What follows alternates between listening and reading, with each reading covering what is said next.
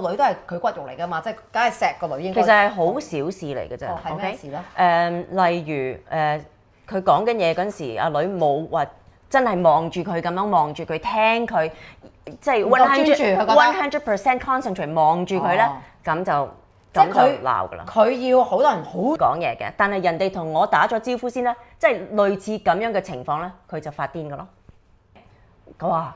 咁佢咧，佢就唔高興啦，就抌電話啦。OK 就話你同你個女要跪啦，咁啊你啦我就當即係有陣時啲老公可能即係睇你唔順眼啦，頂你唔順啦，唔中意你啦，已經冇乜感情啊，我都唔知啦，即係有啲老公係咁樣，咁啊所以你做咩都係錯嘅，你話你冇做錯都係要跪嘅。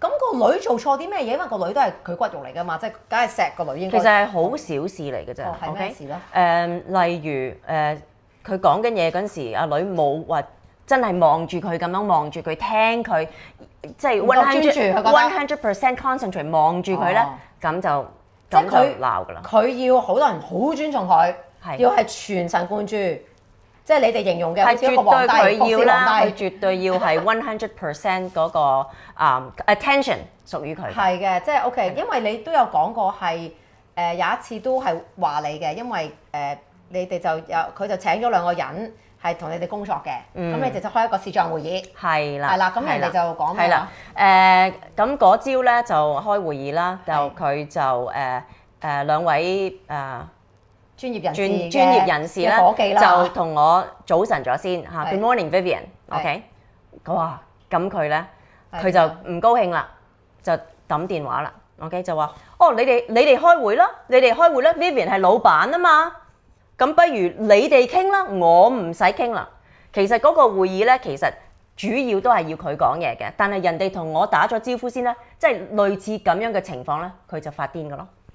咁然後咧，呢兩位專業人士咧都被炒㗎啦，被炒咗，因為佢同我招呼咗先，即係呢啲咧就係佢個 behaviour 啦。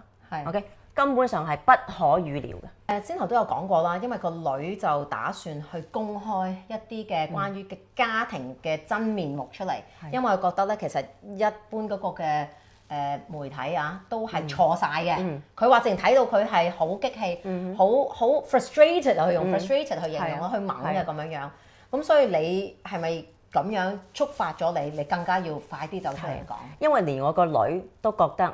即係有好多事情咧，根本上咧外界係唔知道嘅 ，OK？咁佢亦都係即係覺得對我唔公平，所以咧佢就想其實公開咧有啲嘢講俾即係大家知嘅 ，OK？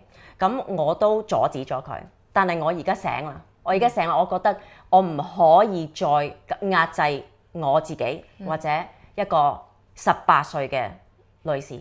啱係啊。因為你好難阻到年輕人，尤其是呢啲佢仲要覺得大家講得唔啱嘅嘢。